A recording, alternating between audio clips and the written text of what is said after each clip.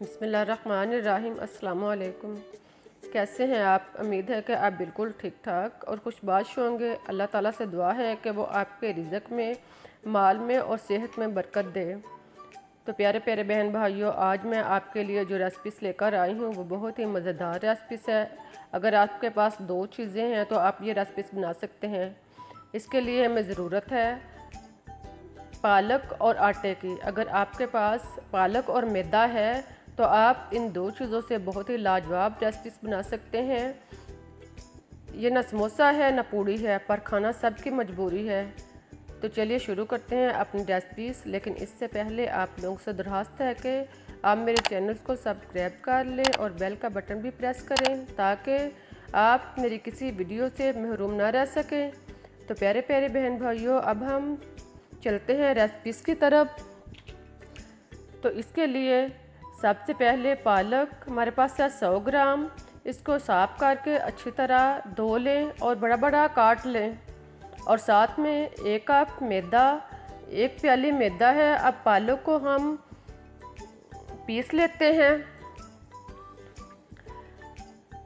और साथ में हम मैदा आधा कप शामिल करते हैं और आधा कप बचा के रखते हैं,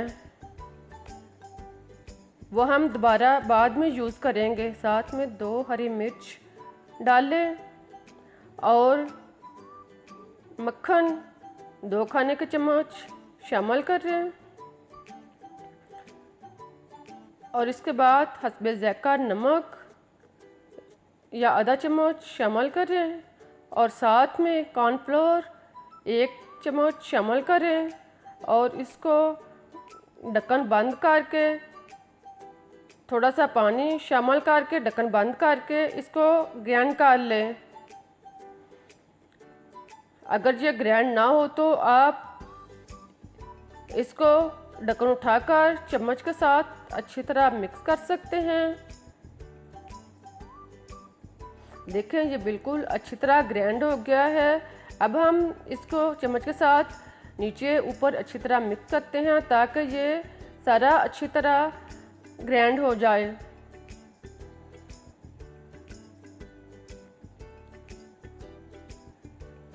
अब हम इसको एक बाउल में निकालते हैं।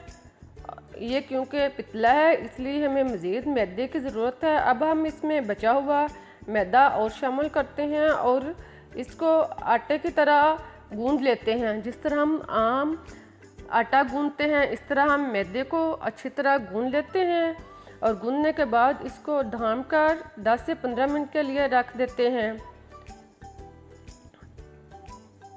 ताकि इसके बाल अच्छी तरह उतर जाएं।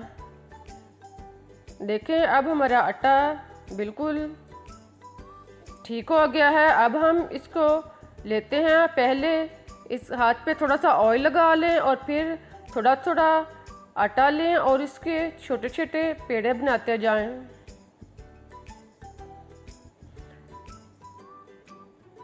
मीडियम साइज़ के दरमियाने छोटे छोटे पेड़े बना लें। बिल्कुल गोल और हमवार होने चाहिए।